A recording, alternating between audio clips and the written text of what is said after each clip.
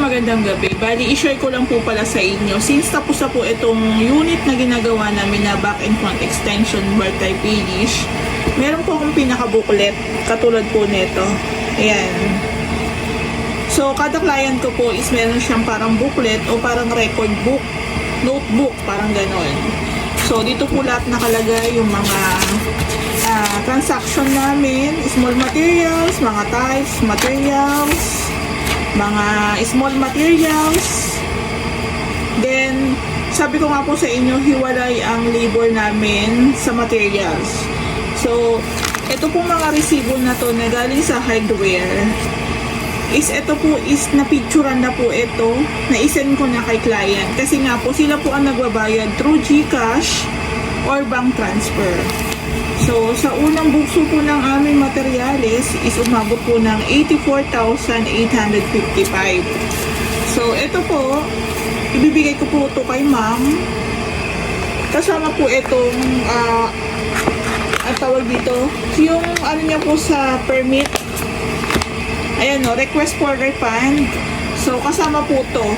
Nasa akin po kasi siya bago kami mag-start para meron po akong ipapakita once na may nag-inspect po sa unit. Ayan. So, kasama po to. Ito turn over ko sa may-ari. So, sa amin po talaga is transparent. Ayan. Itong mga resibo na to, makikita po to ni ma'am. Ayan. Tapos sa amin po, meron kami mga small materials na tinatawag, mga cutting disc, mga electrical tape, utility box, ayan. So ito po nanggagaling po to sa amin kasi kung sa hardware pa kami bibili, pa isa-isa, dalawa, medyo malayo, tapos mataas din po yung pricing nila. So sa small materials, is umabot lang po sila ng 3,705. Ayan po. So, meron din po kaming palakad ng gate pass. 250 po yung binabayad ko sa runner. So, naka-apat na transaction kami. So, sa gate pass, wala rin po akong cut dyan. Kung magkano ko po yan inuto sa runner, yun din po yung binibigay ko. Tapos, meron kami mga all home. Ayan. May mga Lazada rin po kaming order. Ayan. Mga outlet and switch. So, meron tayong pinaka-resibo ng Ray House Makeover. Meron po yung sa hardware. Meron po din yung sa all home. Ayan, ang dami po nito. So, ito po, 6 na beses po kaming pumunta ng all home para po bumili ng tiles, tapos adhesive, moldura, tapos tiles po ulit. Tapos Sista waterproofing, tapos bulb. So, sa all home po, hindi na po namin charge si client ng pamasahe. Ayan, hindi na po kami nagpapacharge niyan. So, bukod po sa abono po namin, hindi na rin po namin sila pinapacharge pagdating po sa transportation kasi meron naman po kami sasakyan. So, dito po sa bandang baba, meron pong tile sa kitchen, pahabol po ni ma'am. 2,640 sa paradahan po namin siya binili. Ayan. So, asikaso na po namin lahat. So, lahat po ng naka-breakdown po dito kung magkano po inabot ng pinaka-renovation namin sa unit ni ma'am. So, lahat po ng all home na resibo, yung iba nga po, halos nag-paid na, wala ka nang makita. Pero ang ginagawa ko po dyan is nilalagyan ko po ng sulat. Ayan. May mga nakasulat po dyan. Ayan, burado na nga po yan. So, minsan, pag sinesend ko kay client yung resibo, pinipaid niya na po via GCash. So, naka-record po yan lahat. Ayan. So, ibibigay ko to kay ma'am. Ngayon, doon po sa mga nag-aabang po kung magkano po inabot ng materials ni ma'am. Yung materials po ni ma'am sa kabuuhan is umabot po siya ng 216,938.50. Hardware materials, all home, PVC roof, pasalong kahoy, gate pass, small materials namin, Lazada, switch outlet, hardware materials ulit, yung lamp ni ma'am, yung permit, 40,000, yung sink ni ma'am, estimated ko 1.5 siya kasi ang bumili nun. So, 216,938. So, ito, Si ma'am po kasi is meron na siyang 500 pieces na CHB. Meron na rin po siyang mga bakal na 16 po yata, 16 o 12 ang sukat. Kaya hindi po kami gumastos ng malaki sa hardware materials kasi po meron po si ma'am unit sa Carissa na may mga na-pending po na materials doon na ginamit po namin sa unit. Pero kung ako po ang tatanungin, siguro kasama po yung permit, siguro po umabot po yung materials ni ma'am ng mga 260 to 270. Ayan. So, hardware lang po to materials lang po ito. Umabot po tayo ng 260 to 270. Sa pinaka-labor po, i-PM nyo po ako para po ma-share ko po sa inyo yung aming pinaka-labors dito sa unit ni ma'am na katatapos lang po. Ayan, thank you po. So, ngayon lang po ako ulit nag-share ng ganito. Pero, mostly ganito naman po talaga ang aming proseso dito sa Ray House Makeover. Ayan, thank you po. Sana nagkaroon po kayo ng ideas. Medyo tumaas po talaga ang materialis natin ngayon. Napansin ko talaga. Ayan, thank you po. Hello po, magandang hapon. Ayan, puro phase 5 lang po muna yung update ko today. Focus po sa ibang phase naman. So, hati-hatiin po natin. So, ito po yung project namin dito sa Luminatan sa phase 5 na ang pinagawa lang po bali ni ma'am is back and front extension, bird type finish. Para po dun sa mga nagtatanong ng bird type, sa bird type po namin, ang pinaka front lang po ang may tiles or deco stone, tapos yung pinaka gate lang po ang may pintura tsaka yung roofing. Ayan. So bakit ganon? Yung pinaka front lang para naman po maganda rin ang pinaka finish kahit hindi pa totally nagawa yung buong bahay. At least yung pinaka front extension natin is malinis sa siyang tingnan, maganda. So ang kulang na lang po nito is pintura. Sa pintura meron na kami na pag-usapan ni ma'am. So yung part po dito is pinatiles ko na rin. Mas maganda kasing expose sa araw is yung tiles na lang, hindi na yung pinaka-pintura gawa ng magpe-paid lang. So ayan. Ang ginamit po namin tiles dito is puro 30 by 60. Ayan po. So, kami na lang din po ang bumili nito. So, tinanong namin si ma'am kung anong pinaka-prepared niya na kulay ng kanyang tiles. Actually, ito po is mahal po kasi talaga ang deco stone. So, budget lang kami. Although, ito po is labor lang. Mas prepared ni ma'am yung parang deco stone ang style. So, tiles na lang po ang pinili namin. So, imagine, isang deco stone na box is nasa 1.3 to 1.5. So, isang poste lang po malalagyan doon. So, ito maganda tong tiles ni ma'am kasi parang deco stone na rin ang peg niya. So, dito nga po, naglagay na lang din kami ng plant box para ma-hide yung ito po. Ayan, ma-hide po yung ilalim dyan. So, lagi na po kami may pa-plant box. Pagdating po dito sa pinaka, lalagyan namin ng drainage. Saktong-sakto lang yung height. Ito po yung maganda sa sakto lang yung taas ng lupa. Ayan, sa iba po kasi talagang sobrang taas. Kaya medyo alanganin po yung paglalagay namin ng netong rampa. So, ayan, okay na yung gate natin. 2x3, 1x3 ang ginamit namin. Tapos yung pang-design natin is 1x1. So, maganda rin po kasi may design sa gate para naman mas okay siyang tingnan. So, dito po sa loob, ayan, may nakabang na tayo para sa gripo. Tapos, meron tayo ditong floor drain. Lalagyan natin ng floor drain dyan. Tapos, may outlet tayo ditong ilalagay. Ayan po. So, ito po is na flooring na. Ito na po yan. Na-flooring na namin. Ito na po siya. So, meron din po tayo dito. Ayan, outlet. Isang outlet din dyan. Ayan. So, dalawang bintana na lang. So, ito po hindi kasama yung pintura. Medyo matrabaho po talaga ang extension. Ayan po. So, ito, lilinisan na lang po namin para matanggal yung mga mancha-mancha, mga sime-semento. So, dito po sa loob, pasok tayo, medyo madilim. So, doon po sa mga nagtatanong na back and front extension, ganito po itsura niya. Ayan. Naka-bird type, bird finish lang po siya.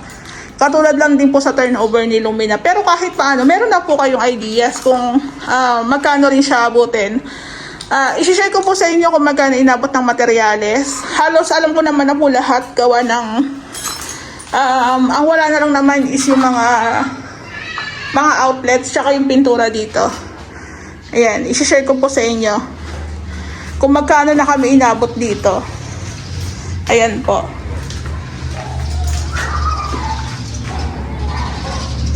So ito, kung kaya pa ng budget ni ma'am, baka po yung taas ipagawa rin ni ma'am. June pa naman to ni ma'am lilipatan. So pwede pa kami munang gumawa sa ibang projects namin. Ito naman po kasi is hindi minamadali. So April tayo, tapos May, June. So yung expiration ng ating extension is July pa naman. So okay na. Okay na yung ating extension. Update po tayo. Ayan, project namin to dito sa Phase 5. Ayan. So, nung isang araw parang nag-update po ako dito. Wala pang pintura yun. Idudugtong po natin to sa vlog. I-share ko po sa inyo kung magkano po inabot yung materyales. Pero i-share ko po yan pag meron na rin tayong mga ilaw. Ayan, no. Sabi kasi ni ma'am siya na lang daw po mag-order ng ating pinaka accessories. Ayan. So, ito po, wala talaga tong pinaka-ceiling.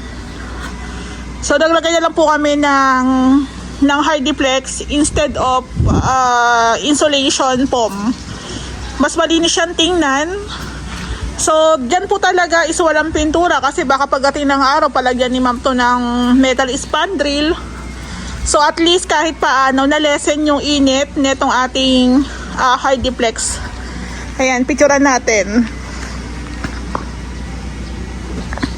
So, ito po yung pintura na gusto ni ma'am. Pinapili ko lang po siya dun sa mga collections namin. So, ang kulang na lang po nito is yung ating drainage. So, kailangan namin ng bakal dito. Ayan. So, nakalagay na rin po yung para sa mga outlets. Ayan. Ito na yung ating mga... Ayan, no. Para po sa outlet. Ayan, no. Nalagay na ko ito. Saan? Oo, ayun. Meron na rin dito. Ayan, no. Naglagay na rin dito, ma'am, si Ray para sa CCTV kung sakali. Ayan. Ito. Palinisan mo to. Palinisan mo. Para matanggal lang yung mga alikabok tsaka semento. Tapos pag may sobrang pintura, kahit paretouch mo na lang din para malinis lang din siyang tingnan. Ayan. So, bali ma'am kanina, pinakunan ni Rito ng pintura. Ayan. So, ang ganda. Ang kulay po natin dito is black yung frame. Silver gray naman po yung mga design na mahaba, tapos white naman po yan. Ayan, oh.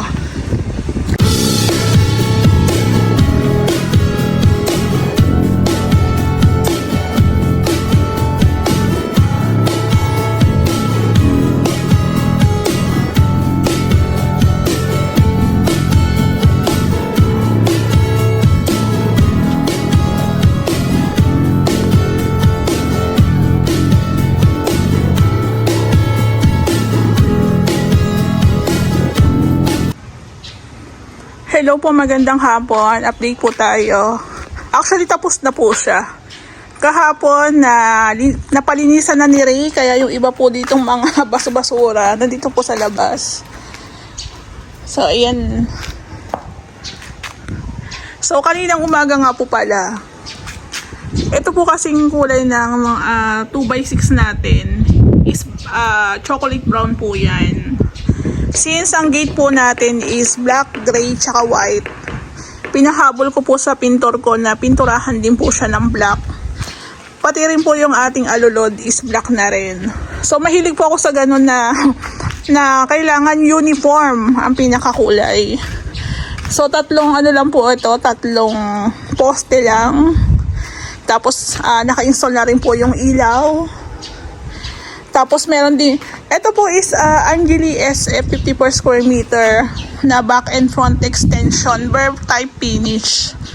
So again, yung pinaka front lang ang parang finish, semi finish po siya kasi may pintura yung ating gate, yung ating roofing, tapos naka tiles tayo dito sa may harapan. So depende sa inyo kung deco stone o tiles lang. Ayan. Since budget lang yung kay ma'am, tinulungan ko siya na okay na yung ganitong tiles pang outdoor. Since ang concept niya is parang brown, black, white, ayan, gray. So, ganito po yung kinalabasan after mga, actually parang mga 2 months nang natapos na rin naman po namin to eh. Kaso, hindi pa rin pa talaga siya ni ma'am totally lilipatan. Siguro mga June pa. So, sa pinaka package po, meron talaga kami nilalagay na drainage. Ayan. So, meron din tayong tawag dito. Ayan o, yung parang floor drain. So, ito po yung ating gate. So, dito po yung pasukan. Ayan. So, mampasensya na kung medyo napatagal ang aking update. Pero, tapos na po ito. Ayan. So, ito, nasa halos 2 meters po ata yung pinakasukat ng gate. Kasyang-kasya po yung tricycle. Kasi yun na sinasabi ni ma'am na dito na lang daw para kasya po yung kanyang tricycle po ata. So, meron tayo ditong lock na si Kuya Bok po ang gumawa nitong gate ni ma'am. Ayan. So, ako po, it doesn't mean na hindi po ako nag-update sa inyo. Is hindi po nagagawa yung unit. Actually, gawa na po, tapos na po siya. Kaso, hindi na talaga ako ngayon masyadong naglalabas gawa ng sobrang init po talaga. Kaya sana mapagpasensyahan nyo kasi high blood po ako. Tapos ito po yung pinakalock niya dito. Ayan po. Ayan siya. So pag sinabing bird type finish, ganito po siya. Ayan. Walang kisame, walang pintura, walang tiles. Ayan po. So, dito pa lang po kasi sa paggawa pa lang ng bakod, ng bubong, ng gate, sobrang matrabaho na. Actually, sa pinaka-labor namin, mura na po yun. Baka sa iba mas mura pero hindi kasama yung wirings, hindi kasama yung waterproofing, 'di ba? May mga hindi kasama. So imagine niyo to guys, bird type lang po ito pero kasama ang wirings. Ayan. Actually kami na rin po ang nag-install ng mga outlet. Kami na rin po yung nag-provide ni Ray. So inilista ko, baga nag-abono na lang po kami kasi si ma'am hindi rin niya maasikaso. Hindi niya rin alam kung ano yung mga dapat ilagay dyan. So ito po, nilagyan na lang po namin siya ng tugang outlet na Royo po ang brand niyan. So kahit walang pintura, may magagamit na si ma'am dyan. So ito po para sa CCTV. Hindi na namin siya tinanong kung lalagyan pero nilagyan na namin. Pero pag nagpabutas po kayo, nagpa-wirings po kayo, 500 po ata. Sige lo, 1,000 ha. Kasi matrabaho po ang pagtitik-tik. Tas wirings, tapos maglalagay ka dyan ng outlet. So ito meron din po siyang abang ng tubig. So depende na lang kayo kung papalitan niya to. Ayan, di ba?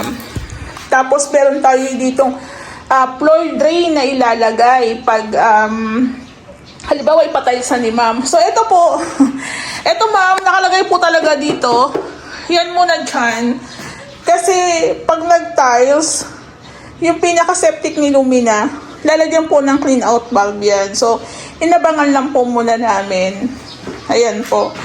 So, imagine, itong unit ni ma'am is tumungtong na rin po siya ng 200,000 sa materyales pa lang. So, ganun-ganun lang pero sobrang mahal na rin po talaga na inabot. Tsaka ito rin po umabot din po kami ng 200k plus. Kasi po yung mga bakal na ginamit namin is hindi po to hindi po siya yung manipis. Ang lahat po ng bakal na ginamit namin dito is 2.0 po ang kapal. Kahit ito po sa roofing namin, puro po yan 2.0. Kulay black po ang pinaka pintura niyan. Pag black po kasi ibig sabihin makapal. Tapos ito pong pinaka-kisame ni ma'am, hindi na po namin nilagyan ng insulation. Shera board na lang po ang nilagay namin. So kung pagdating ng araw palagyan ni ma'am ng metal spandrel, okay na. Pero ito nga po nilagyan ko ng ganito pong ilaw. Ang tawag po dito is surface type. Ayan. So 1, 2, 3, 4. Para hindi naman po masyadong, para kasing pangit tingnan kung bulb lang siya. So, pinalagyan ko po kahit maliit lang na surface type na downlight. So, meron din po kami nilagay dito na outlet. Ayan. So, imagine niyo sa pinaka-labor namin, panalo na yun. Panalo na po talaga kayo kasi kung sa iba yan, medyo mas mababa sila pero hindi po kasama yung mga ganyan. So, baka pagdating po sa materyales, baka po medyo yung iba, maninipis ang gamitin nilang bakal. So, sa amin po talagang solid talaga. So, ito pa ma'am, yung mga kahoy na hindi pa nahakot last time. Ito ililipat na lang po namin to doon sa pinasaluhan. Kasi nung nakarang naghakot ng truck, medyo sobrang puno na. So, dito na lang po namin nilagay. Tapos, may mga sobra pa po tayo ditong buhangin. Ayan. So, hindi po na lang po muna namin tas nilagay namin dito. So, tulad nga lang sabi ko sa inyo, labor lang kami, hiwalay ang materyales. Since, hindi naman kami pwedeng maka-order ng konti-konti na buhangin. Minsan, 1/4, kalahating elf, o kaya isang elf. So, nangyayaring may sobra po talaga. Minsan naman kulang. Pero tulad nga niyan, hiwalay ang labor sa materials, talagang pag may natira, kay client yan mapupunta. Tapos ito nga po pala, since meron pa ako natirang pintura sa bahay, pinaretouch ko na rin po ito kasi nalikabukan lang. Ito man pinaretouch ko na rin po yan, pati yung itong itong main door mo, pinaretouch ko na since meron kaming natira pa na pintura kasi ang pintura namin sa roofing tsaka sa PVC is chocolate brown. So, sabi ko, isama na po ito. So, ito po, ito total ko kung magkano po inabot ng materials. I-share ko din po sa inyo. At saka, ma'am, ito nga po pala yung mga hikers natin. Wala na po sila dito, matagal na. Ayan. Kasi pinalipat na po namin sila sa kabilang unit. So, isa rin to sa mga binayaran sa akin ni ma'am, yung mga trigang, outlet switch. Ayan. Wait lang. Itaas natin. Ayan. So, saan to? Ayan. So, magkahiwalay po ang switch. Ayan, gumagana. Ito dito. Sa labas po ata yan. Ayan. So, ito po yung ilaw natin dito. Ayan, gumagana po siya. Tapos, ito naman yung ilaw ni ma'am dito sa may harapan. Ayan, ito yung ilaw ni ma'am sa may harapan.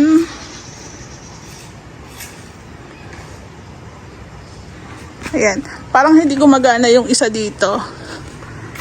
Ito, oh. Ayan, hindi gumagana. So, papacheck ko na lang kay Rayan. So, pinaghiwalay-hiwalay po namin yung switch. Switch dito sa may labas. Switch dito sa tatlo, tsaka sa may main door. Ayan. Tabi po. Tapos, ito po. Ito meron din tong gamit. Okay. So, ayan po siya. Tabi po. Tapos, ma'am, naglagay na rin po pala si Ray ng Sista waterproofing. Ayan. Ito po yung pinang-top coat namin. So, sa iba pong gumagawa, sorry binabanggit ko Sa iba po kasing gumagawa dito, hindi po nila, gagawa sila ng bird type na slab, pero hindi po nila sinasama yung yung pag-waterproofing. Kaya minsan may mga post sa Lumina na yung unit nila binaha kasi walang nilagay na waterproofing. So, sa mga nagpapagawa, wag niyo pong kalimutan yung pagpapalagay ng tawag dito, ng waterproofing. Kasi tulad nito, bird type to. So kung hindi mo to pupondohan ng maraming waterproofing, talagang lalagos yung tubig dyan. Di ba po? Kaya nga, ang pinaka-suggest ko po talaga is i-wall tiles po talaga ang pinaka-extension. Para kahit mabasa yan, naka-tiles. Kahit mag-moist yung tiles, pupunasan lang. Kung pintura, di ba, gastos na naman. So, itong bird type, tingnan nyo. Pansinin nyo, ang dami namin nilagay na outlet. Sinama na po talaga namin yan. Ito po yung gusto ni ma'am mangyari. Katulad dito kay ma'am ko sa phase 3, na ang gusto niya mangyari, dito yung kanilang TV. So, tinakpan natin yung pinto, tsaka yung bintana. Ayan, tapos dito lang yung open. Kasi gusto daw niya naka-hide din yung kitchen niya. Ako parang gusto ko nga rin yung gantong peg na nakatago yung aking kitchen area. So, existing to ni Lumina. Nag-add kami. O, diba? Pero kung sa iba yan, hindi nakasali yan. Meron pa kami nilagay dito, dalawa. May nakakabit na rin po siya na outlet. Ayan, o. So, meron na rin po nilagay si Ray na receptacle tsaka ilaw. So, pwede na ni ma'am talagang lipatan. So, eto po siya. 3 ilaw po dito sa my kitchen. So, ang kagandahan din po dito, kahit bird type lang, talagang livable na siya. Ito rin po yung pinahabol ni ma'am. Sa bird type, hindi po kasama ang tiling works dito sa back extension. Ito po is pahabol, pa-additional. Ayan, additional po ito ni ma'am. So, since si ma'am wala malayo, kami na rin po ang bumili ng tiles. Nilagay lang namin sa sasakyan. Since ilang piraso lang naman po ito. So, si ma'am lang po ang nag-provide ng ating kitchen sink. Ayan. So, katulad nito, bird type ang usapan, walang tiles. Pwede nyo pong ipahabol yung ating lababo. Kasi tulad nito, imagine nyo, pag hindi ito naka-tiles, tapos ilalagay nyo po yung lababo, pangit po, madumi, parang messy. Ayan. So, tabi po. So, ito yung single tab ni ma'am. Si ma'am po ang bumili nito. Ayan siya, oh. Ayan, oh. Ayan po siya. Tapos, meron na rin po kami nilagay na outlet dito. Ayan. Meron din po dito sa kabilang side. So, ito pwede rin po natin to kasi existing po ito. So, pwede po itong, hindi ko alam kung outlet ba to o switch. Outlet po ata to. Tapos, ito yung yung P-trap ni ma'am mo. O, diba? So, imagine, ganito lang, pero ang mahal na rin po talaga ng inaabot. Ma'am, ito nga po pala na palinisan ko na. Tapos, ito pong tubo na to dito. Ito po yung may nilagay po kami sa taas na pinaka-drain para po sa tubig. Dito na po yan. So, tignan nyo sa totoo lang, dapat nga, hindi na namin yan sisementohin. Kumbaga, nakalitaw lang po siya since pangit tingnan. Sinementohan pa rin nila Ray. Ayan. Ito naman po okay na naka-open kasi lalagyan naman to ng kisame pagdating ng araw. Ayan. Ayan. Tabi po. Tabi-tabi po. Ito po yung second floor. Ang plan nga ni ma'am, ipagawa daw yung taas kahit bird type lang. Kaso nagkaroon po yata ng problema.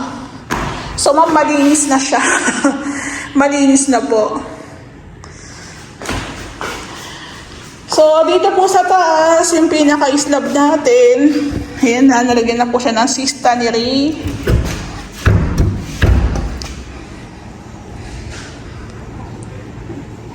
Ayan, nalagyan na po siya ng sista waterproofing. Lalagyan na lang po siya ng floor drain doon. Ayan. Init. Takpan natin. So, ito po yung gawa namin. Ayan. Hindi pa pala naibalik yung kulay itim. Sabihin ko na lang kay Ray, tsaka yung alulod. Ayan po, diba? So, imagine ito. Hindi naman kami binabantayan ng may-ari. Hindi rin gaano nagpaparamdam kung anong kaganapan na sa unit niya. Pero, yung unit niya natapos na. Ayan o. Meron tayo ditong, ay, ito na po yata yung sa alulod. Hindi pa nakakonect, ewan ko. Tatanungin ko si Ray. So, yung flashing, yung ating, may waterproofing na rin po yan. Ayan. So, ang init na itsura ko, guys. Dito po sa may harapan. Dito po sa may harapan, ayan o. Ayan, nakapintura rin po siya. So, yung kulay itim pala hindi pa naibalik. Papabalik ko na lang kay Ray. Tapos, meron din tayong inside gutter dyan. O, diba? So, kaya nga sabi ko sa inyo, kung tutuloy po kayo, hinihingi po namin yung 101% na tiwala nyo sa amin. Instruction lang po yung kailangan namin. Bahala na po kami kung paano po namin pagtatrabahuhan yun. Nag-update po kami sa vlog, sa page, sa YouTube. Kaya kung meron po kayong napansin na hindi maayos, pwede nyo po kaming i-PM. Ayan o. So, ma'am, congrats po kasi malaking achievements na rin po na kahit paano yung ating extension is gawa na. Ayan. O, diba? So, ito guys, sasabihin ko sa inyo kung magkano po inabot lahat ng materials. Kasi halos ako rin naman po talaga nag-asikaso. So, kahit paano matulungan ko kayo mabigyan ng ideas. Ayan po. Thank you po. Maraming salamat.